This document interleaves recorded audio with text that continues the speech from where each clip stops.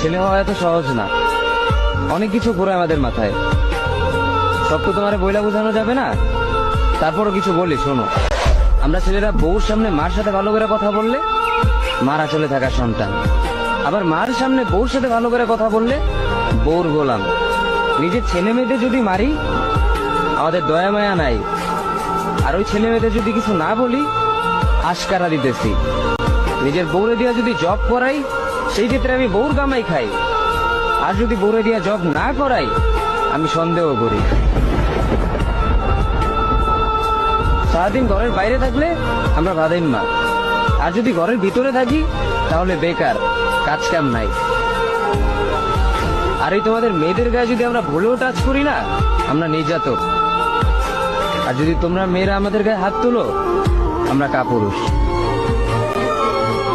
আর একটা ছেলে কি বা করে পুরো লাইফে নিজের জন্য? মার ওষুধের থেকে শুরু করে বউ বাচ্চার প্রত্যেকটা সব পালন করার দায়িত্ব একটা পুরুষের। কিন্তু কি লাভ এত কিছু কইরা? দিন শেষে একটা ভুল করলেই সবাই ভুলা যায় যে কে কি করছে তার জন্য।